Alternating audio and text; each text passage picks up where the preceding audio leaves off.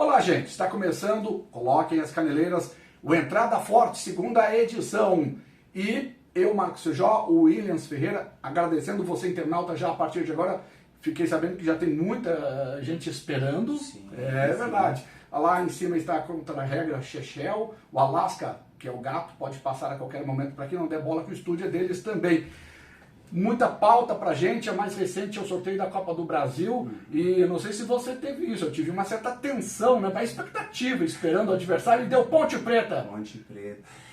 Na verdade, assim, desde o início a gente ficou imaginando quais seriam os adversários mais difíceis e quais adversários mais fáceis, entre aspas, né, não existe mais, hoje no futebol um adversário que a gente pode dizer assim, não, vai ganhar, até porque o Concórdia também está em evolução. Não é um time pronto, é um time que ainda tem as suas limitações.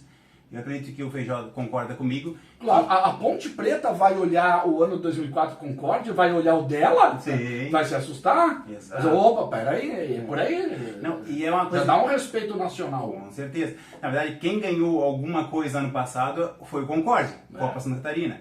A Ponte Preta fez um bom Paulistão, mas no Brasileirão da Série B caiu para a Série C. Então a gente pode dizer assim que há muita coisa a ser estudada.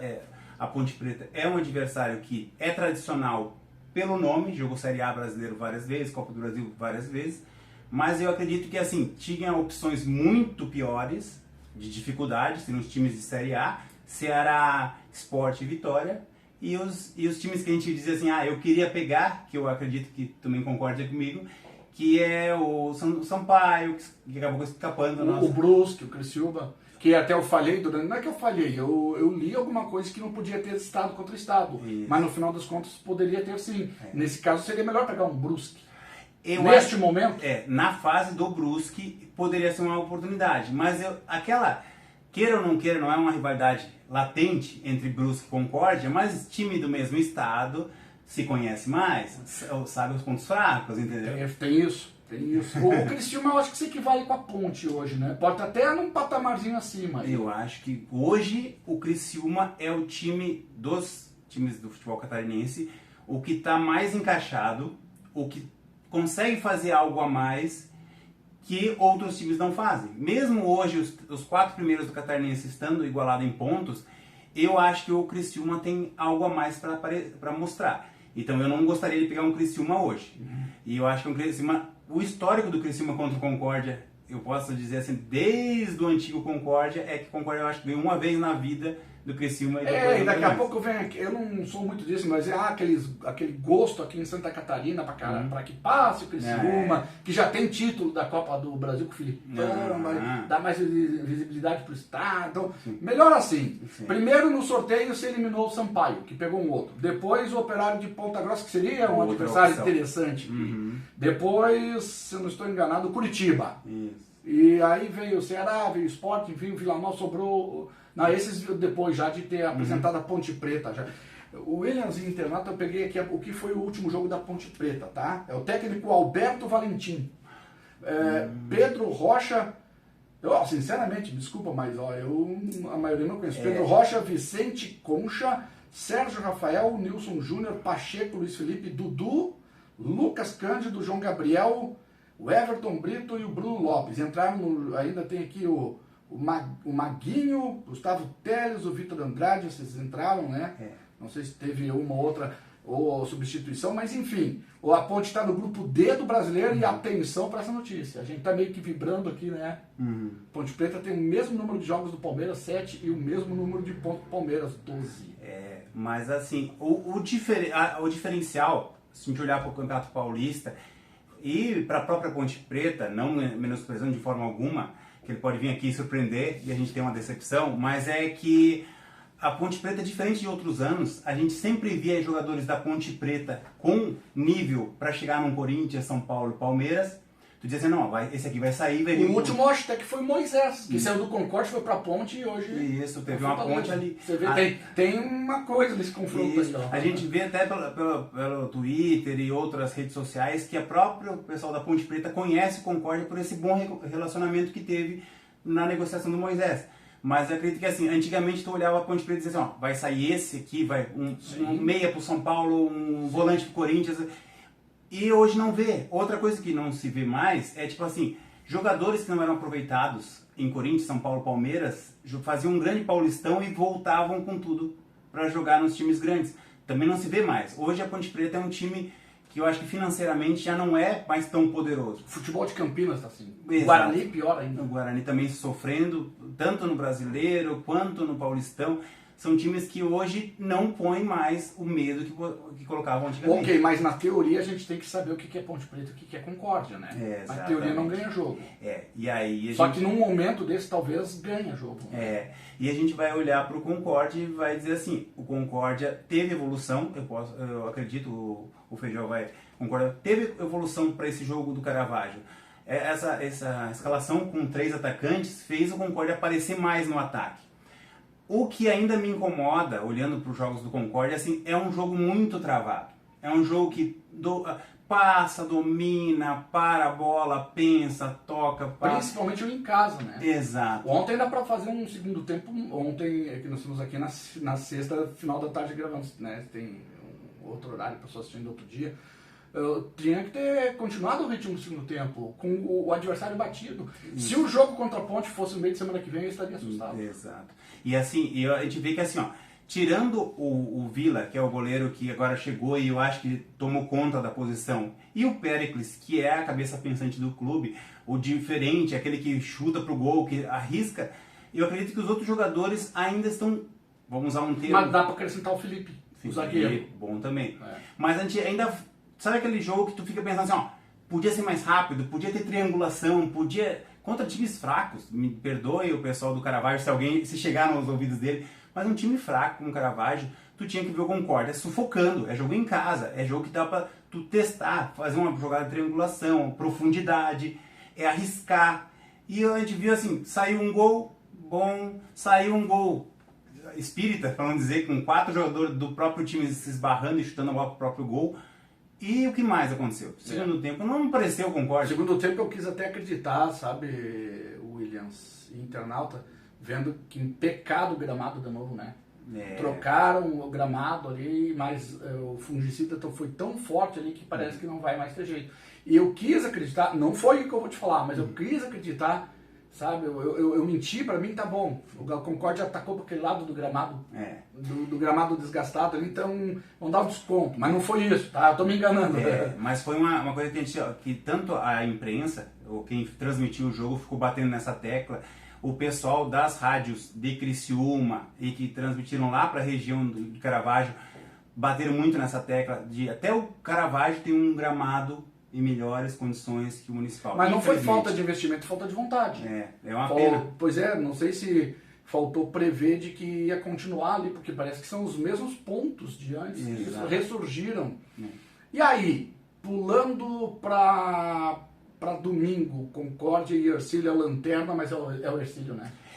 O Hercílio é o velho conhecido da Série A, da Série B do Catarinense, e eu digo assim, ó, é a chave final para dizer se o Concórdia sonha com um G8 ou vai ficar até o fim tomando sufoco do Z2, dos dois que vão cair. Você acredita que se somar esses 3 pontos não cai mais? O pessoal faz esse cálculo, o Concórdia tem 8. Pois é, Concórdia... 8, 9, 10, 11, não cairia mais. Eu dei uma calculada hoje pela média de desempenho dos clubes.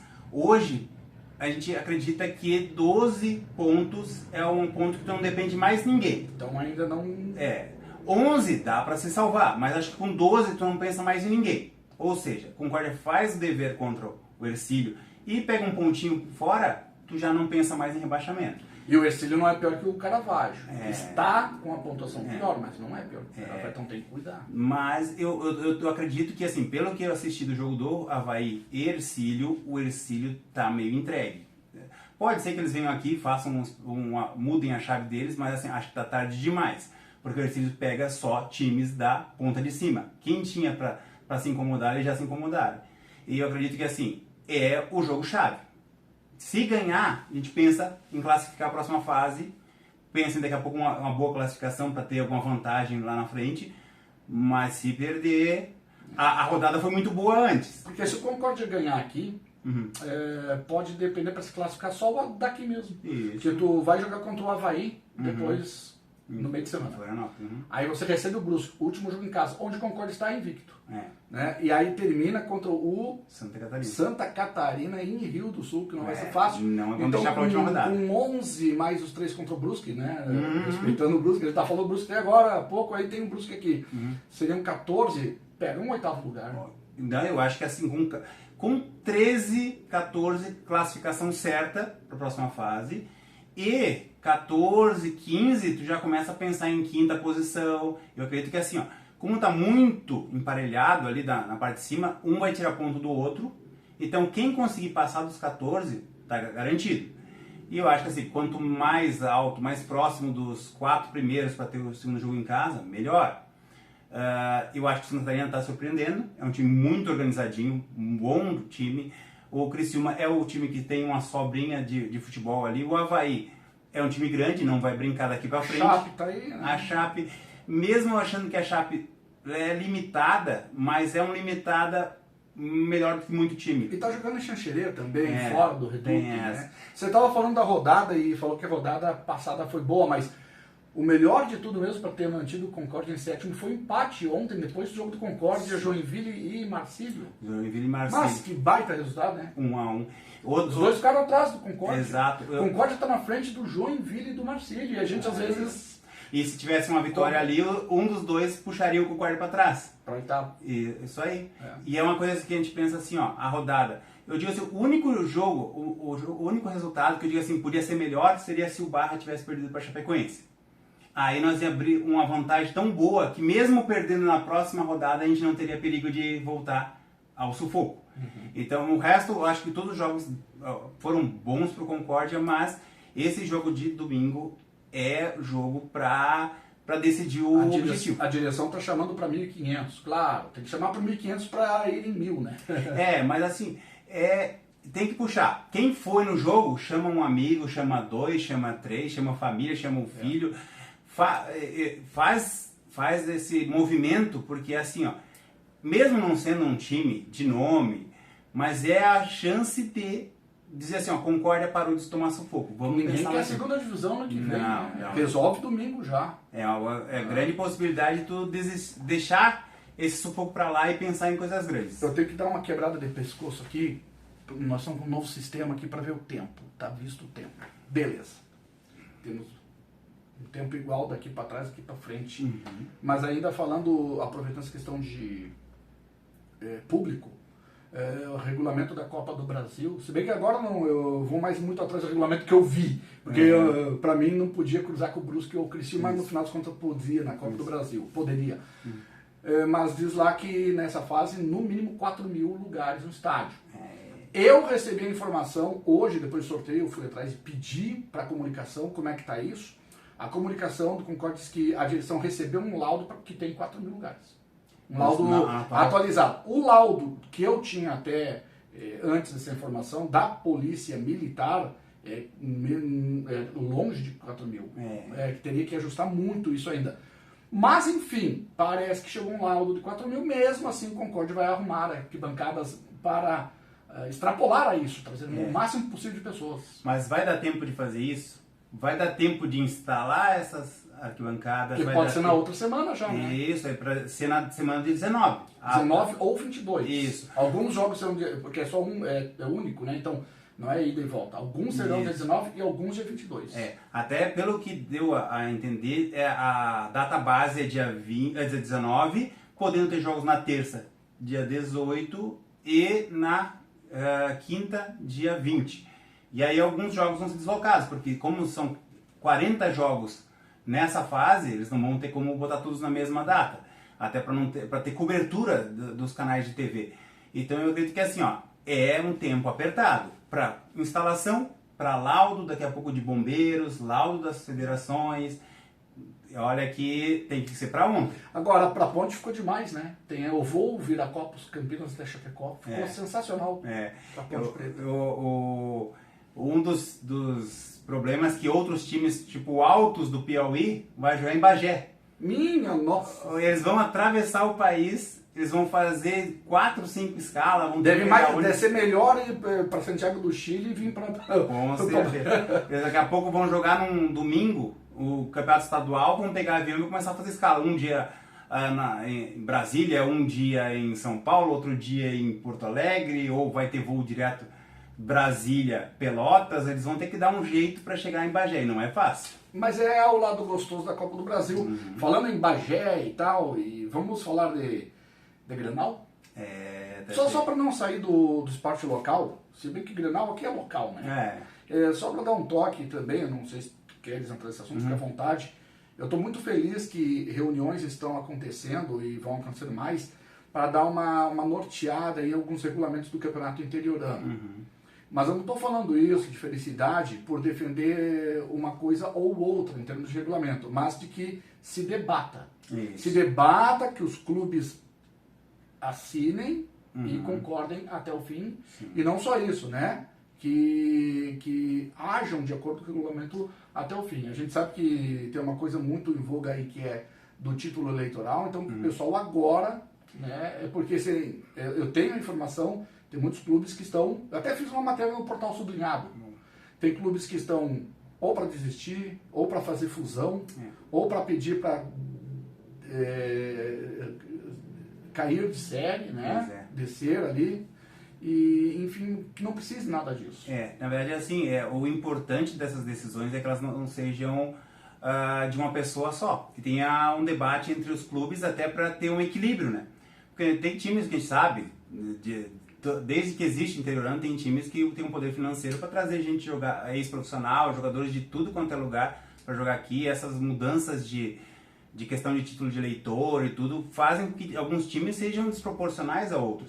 Então esse debate é importante, tem que chamar todas as comunidades, tem que ver se há condições de ter um campeonato equilibrado, né? Senão a gente vai ver 2, 3 times com poder financeiro se manter e algumas comunidades até tradicionais vão acabar acabando com o time. Não é fácil, porque tem que ser bom para os organizadores também. Exato. Tá na hora do banho da Chechel. Ela não tá nem aí com o que vem pela frente, Grêmio e Inter, pelo que eu sei, né? Vamos lá então, Grenal, rapaz, o pessoal tava Grêmio como favorito. Pois é. Agora o Inter já é favorito. Porque teve a derrota para o Juventude. Perder para o Juventude não é problema. O problema o do Grêmio é o extra-campo, é a direção, técnico, anuência entre ambos e vice-versa. Por que não joga com o time titular ou sai jogando com o time titular contra o Juventude? Não sei se você também pensa assim. Eu acredito que assim, campeonato estadual é o laboratório para qualquer Brasileirão, Libertadores, Sul-Americano que vem depois. Mas tu também não pode fazer uma salada de fruta e da noite pro dia tirar um time, montar outro, trocar o que está dando certo e botar algo que você já sabe que não vai dar. E eu acredito que assim, essa derrota do Grêmio, ela tem seus lados positivo e negativo. O lado positivo baixou um pouquinho a bola, vamos botar o pezinho no chão, não é o Barcelona, não é o Real Madrid, o Manchester City, é um time em reconstrução e ao mesmo tempo algumas coisas que a torcida do Grêmio já tinha de desconfiança, por exemplo, o Volpi como goleiro, já começou a dar sinais de que não é um goleiro confiável. Ele faz aquilo que ele fez nos primeiros 25, 30 minutos, aquela saidinha marota de bola. Ele é bom com o pé, mas ali, pelo amor de Deus, na frente do Valência e companhia do Inter, meu Deus do céu. E assim, olhando pro Grêmio, eu disse, existe muita coisa boa que não tira assim, o Grêmio da briga para esse Grenal. O Grêmio, a motivação da equipe, o time está treinando mais, o time está mais dedicado, mais veloz. Teve jogador muito bom no Grêmio, aquele Bright White, é um muito bom jogador. Tem o Aravena e outros jogadores que não tinham muita oportunidade com o Renato, agora estão aparecendo e estão mostrando futebol. Mas tem os ruins, né? Ainda tem e o Inter está mais assim, uniforme. Uniforme. A vantagem do Inter é a equipe está montada, a filosofia do Roger já entrou na cabeça dos jogadores. Aí já vamos agora para a gente balancear os defeitos e qualidades de cada um. Eu acredito que um problema que o Inter tem é que o Inter até agora no Gauchão só jogou o básico para ganhar. Não é mais o time que jogou o Brasileirão dando sufoco em todo mundo, atropelando os grandes. É um time que jogou com o freio de mão puxado no Gauchão, que destacou um pouquinho... Eu não sei contra o Brasil. venceu fácil no placar, mas eu não assisti. Mas eu acho que o Brasil também, esse gauchão, o Brasil é uma decepção. Eu achava que o Brasil ia ser ali a quarta ou quinta força do gauchão e nem isso está conseguindo ser. Então, pro futebol que o Inter podia mostrar, eu acho que até 3 foi pouco, podia fazer mais. E eu acredito que assim, se tu me dissesse, Williams, quem que tu aposta pro Grenal, eu ia apostar, se fosse meu dinheiro, no 1-1. Mas ainda acho que o fator casa, não sendo clichê, mas o fator casa do Grêmio jogar em casa, a velocidade que o Grêmio impôs sobre outros times, quando ganhou, eu gostei mais do futebol que o Grêmio apresentou do que o Inter apresentou. Então eu ainda, se eu tivesse que botar minhas fichas, ou 1-1 de empate, ou uma leve vantagem para o Grêmio. Posso discordar? Pode, eu acho na minha convicção, o Inter começa já pelo técnico melhor. O Roger, pode ser que o Quinteiros venha, pode ser que ele seja o melhor do Grêmio para trás. E possa vir a ser logo também do gauchão para frente. Mas neste momento, né, na minha opinião, ele ainda tem que chegar, tem que adaptar. E o que ele fez, não sei se foi com a anuência da direção, não, porque daí eu tenho que aqui anistiar e perdoar Renato, ou quem não gosta do Renato, né, eu nunca critiquei ele profundamente, que também tinha essa questão que me parecia que a direção e o Renato agiam juntos com algumas. Será que o Quinteiros agiu junto com a direção e vice-versa, em sair com um time reserva contra o Juventude? Bom, outra coisa que eu quero acrescentar é o seguinte, pega peças, posição por posição, o Inter, aí tu vai jogar na arena, 50 mil pessoas, gente, não faz diferença, não. Eu não me engano com isso. Eu tenho uma pulguinha atrás da orelha, que a questão anímica do Grêmio mudou muito. Eu vou até falar uma coisa que no grupo de amigos eu já discuti agora, sobre o Grêmio nos últimos anos, e é polêmico isso agora, que quem treina o Grêmio, quem treinava o Grêmio de verdade era o auxiliar técnico. O Renato Gaúcho era o coach, era o palestrante, era o motivacional, era o paizão, era o CEO, era aquele cara que mandava até no presidente. É aquele cara que chegava assim, não, fica tranquilo que eu vou assumir até o próximo jogo, tu se dedica pra mim. Só que isso aí teve prazo de validade, né? A hora que saiu o auxiliar dele, porque teve uma acusação de violência lá do auxiliar do Renato, o auxiliar foi embora, foi demitido do Grêmio e o Grêmio desapareceu. Será que o Renato sozinho não é só um escudo e quem mostra mesmo o trabalho, quem treina o clube não era o auxiliar? Eu contrataria para o meu time o auxiliar do Renato e não o Renato. Para o meu time, eu contrataria o auxiliar do Renato. Pois é, então tem um Grenal, né, nesse sábado às 21 horas, um gauchão que assim me deu um nó na cabeça e eu prefiro nem pensar, mas pode ter Grenal semifinal. O que eu defendo, eu sempre defendi, mas não por uma questão de consequência, por regulamento, a minha opinião é que sempre deveria um grande se matar para sempre do interior chegar na decisão. Na minha opinião seria sensacional, mas isso pode acontecer por consequência ali dos cruzamentos de realmente, né? O Juventude, se ganhar do São José, e o Juventude joga em casa, se eu não estou enganado, não foi de acordo com o São José, e aí dá esse teu palpite de 1-1 Grenal aí. O empate no Grenal pode ser o sonho do Juventude, que o Juventude ganhando a primeira posição é uma semifinal, provavelmente vai montar uma semifinal Grenal. E para quem é de fora, quem não é gremista colorado, meu exemplo, é divertido tu ver o Grêmio Inter se explodindo no meio do caminho. Mas Deus o livre, é mais do que uma decisão. Imagina uma semifinal. Isso. Então, tipo assim, pensa o desespero do Inter há tanto tempo sem ganhar um gauchão, já tendo que encarar um Grêmio numa semifinal. E do outro lado, dois times que com sonhos de chegar daqui a pouco numa decisão de gauchão, que faz tempo que também é difícil de chegar alguém com nível para disputar o título.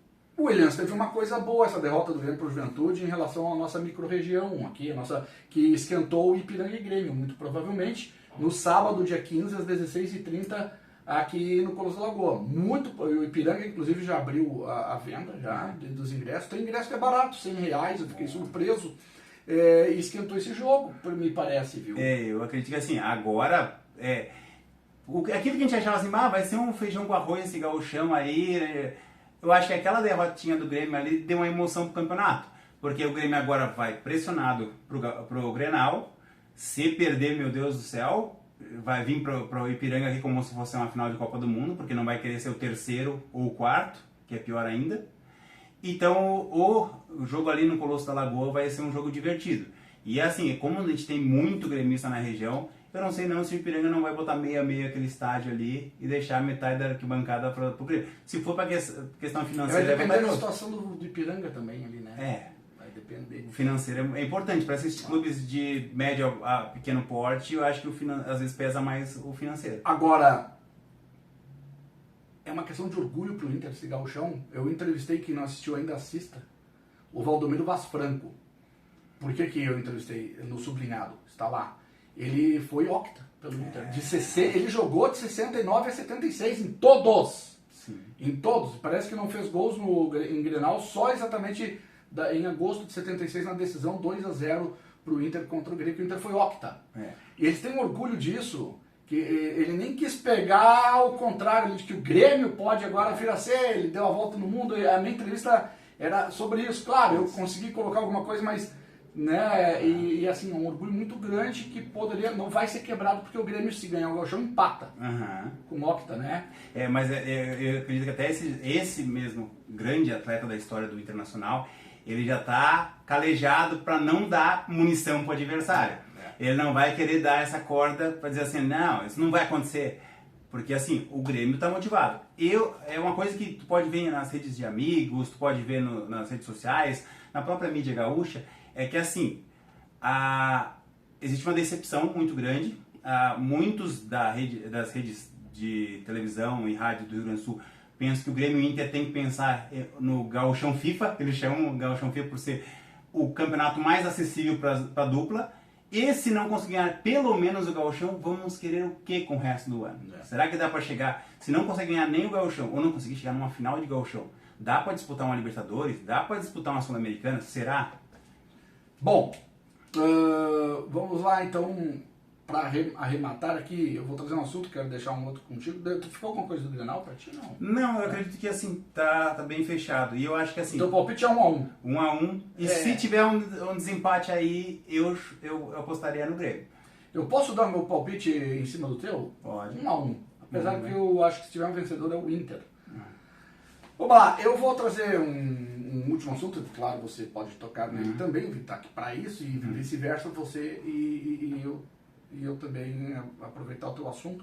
Que antes do meu último assunto, só dizer, tá, que a Associação Concordiense de Futsal contratou um goleiro de nome, tá, passou em clubes importantes aí do Brasil, para substituir o que era o titular e foi embora. Então, só para dizer que a CF aqui deve começar a trabalhar a partir do dia 15, o segundo semestre agora de fevereiro, tá ainda contratando. Mas o meu último assunto aqui é a briga que deu no jogo Santa Cruz e Sport entre torcedores. Lamentável, não dá nem para usar aqui palavras chocantes do que aconteceu, principalmente com um torcedor que foi estuprado. Ver se pode um negócio desse na rua por bandidos.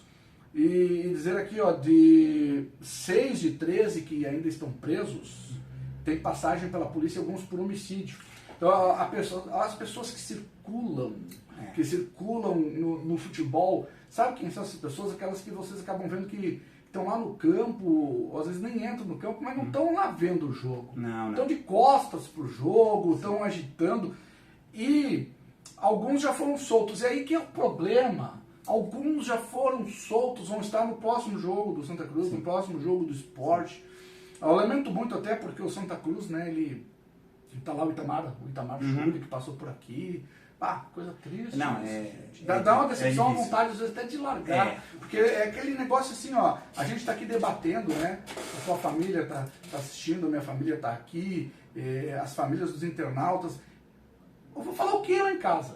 O que a gente tem que fazer hoje em dia quando começa uma informação dessa? É desligar a televisão, falar alto ali para abafar o volume ali, o som, que é para ninguém perceber do que estavam falando na televisão. Porque a televisão abriu muito, até de maneira muito forte que aconteceu. Eu não vou dizer aqui o que aconteceu entre torcedor e outro lá, porque entre vários torcedores contra um. Já nu, é chocante. Já nu, quase desacordado em que o fizeram com o cidadão. Não, é chocante e assim, eu não sei se a ideia é chocar mesmo para dizer assim, ó, tem que acabar com isso, tem que parar com isso, mas assim, ó, infelizmente, infiltrados em qualquer torcida organizada, pode ser de qualquer clube do Brasil, não existe torcida de santinhos, infelizmente. Torcidas organizadas, no seu geral, acumulam gente de todos os tipos. É a mesma coisa que na sociedade, vai ter pessoas boas e pessoas ruins, vai ter espetáculo das torcidas organizadas, mas vai ter muita gente lá dentro infiltrada. Devia ter já um filtro interno nas torcidas organizadas, os próprios presidentes fazer uma filtragem de quem entra e quem não entra nessas torcidas organizadas, a polícia militar dos estados, dos municípios. As promotorias. Mas eu ouço muitas promotorias falando que vão fazer isso e aquilo, principalmente ali no Rio Grande do Sul, quando acontece algo. Só que alguma coisa deve ter sido feita já, mas é pouco. A gente não quer punir os clubes. É aquela nossa ideia de tipo assim, o clube não é culpado disso. Mas o clube também tem que fazer sua parte. Tem que incentivar os bons e cortar as asas dos ruins. É aquela história, daqui a pouco o time também tem, daqui a pouco uma biometria na frente do estádio, fazer análise de cada um que entra no seu estádio, tu pode cortar. Ver a questão da aura antes de um jogo, às vezes um influenciador, um comunicador, alguém que tem palavra antes de um clássico como esse, qualquer outro jogo, pode, sem querer ou até querendo, inflamar a coisa. Então tem que cuidar tudo, teria que ser algo assim, todo mundo pensando junto. Eu, por exemplo, não concordo com aquele tapume preto que divide as torcidas aqui na arquibancada coberta de Concórdia. Fizeram a divisão de grade. Fechou, tá feita a divisão de grade. Na verdade, nem era para ter a divisão se a gente fosse ver uma sociedade, aí o Feijão também já tá querendo demais. Mas fizeram uma divisão de grade. Aí que colocaram um tapume preto. Isso aí só irrita mais, porque o cidadão paga o ingresso, não consegue ver todo o gramado. Aí começa a criar algo favorável para distúrbio, entendeu? Feijão, mas e Concórdia, Chapecoense, Concórdia, como é que vai ficar as torcidas se olhando? Mas pelo amor de Deus, então coloquem policiais ali em vez de um tapume. Eu vou tu não pode deixar a aura pronta para coisa. Mas eu vou dar agora eu vou discordar, para isso que tem o nosso debate. Eu acho que, tirando essa parte de tu pagou e assistir só um pedaço do campo, eu acho que quanto menos provocação, porque tem gente que não vai para assistir jogo, tem gente que vai para provocar o adversário. Então, quanto menos eles se verem e mais eles conseguirem olhar só pro campo, menos chance de... mas então faz uma arquibancada atrás da goleira. Pode ser. Mas só isso pra ontem. Pode ser. Porque você, para assistir um esporte e tu ter um tapume preto... Porque a maioria dos estádios grandes, eu posso dizer, porque assim, eu costumo ir muito para São Paulo assistir jogos do Corinthians, eu vou para Porto Alegre assistir Corinthians e Grêmio, Corinthians e Inter, para Curitiba, para Florianópolis, e infelizmente a maioria dos estádios hoje tem isso. Se tu vai no Grêmio, tem um tapume preto lá que esconde. No Corinthians também tem. No Palmeiras tem mais ainda. Porque como a torcida estão todos errados. Você concorda, só um exemplo. Como a torcida adversária, quando tem jogo lá no estádio do Palmeiras, fica no andar de cima, eles ainda tem uma rede na frente da torcida adversária, mas não jogar coisa embaixo. Mas aí a torcida tem um cidadão com um bebê no colo. O que eu acho errado, bebê. Não deveria entrar até certa idade, mas tá lá com uma criança, tudo bem, tá lá com um jovem, enfim, e tal, até com um autista e tal. Não fecha, é contraditório, tu ter tapumes e aí tu tá com uma criança no colo, tu tá com um sobrinho, um neto, uma neta, sei lá. Se é pra ter tapume, não leva criança, penso eu. Qual é o teu assunto final? Não, eu gostaria, além de tudo, agradecer aos comentários que teve na página, porque tanto o Sublinhado tem a página de notícias, quanto esses vídeos vão também para o YouTube, e eu vi muita gente comentando lá, teve gente que chegou para nós nas nossas redes sociais também, eu queria agradecer o nosso amigo Francarlo comentou, o Ralph comentou, o Jean, outros amigos nossos aí também fizeram comentários. Tivemos boa visualização na home também do site. Isso, então teve muita gente. Se eu falar o nome de todo mundo que me comentou sobre o primeiro debate, eu vou acabar esquecendo de alguém. Então, perdão se eu esqueci de alguém, tá? Mas assim, é importante que tenha essa interatividade. Então, eu posso sugerir que quem puder, também comente, diga o que acha, quem que é o favorito pro Grenal. Daqui a pouco dê seu palpite. Quem sabe semana que vem a gente discute também assim, ó. O João, o Pedro e o Paulo acertaram o resultado do Grenal. Ele vai lá pro Facebook também, o debate lá é bom de comentar também, né? Sempre com respeito, né? Claro. O mais importante é isso. A gente não é dono da verdade, vai ter coisas que vocês vão olhar e vão dizer assim, o Williams gaguejou, o Feijó atropelou, ou alguma coisa. Mas a gente está aqui para aprender. Então, mas não é isso aqui é para ser original. E o comentário deles ajuda a gente também a aprender. Daqui a pouco, algumas ideias que a gente vai pegar de vocês vai dar no próximo programa. Isso aí. Até para de repente falar de outros esportes também, né? Lógico. Aqui em Concórdia... Tá, mas tu vai falar do teu Corinthians? Não, tem meu tempo ali. Fica para próxima. Um abraço, Williams. Um abraço. Tá certo então. Tchau, tchau.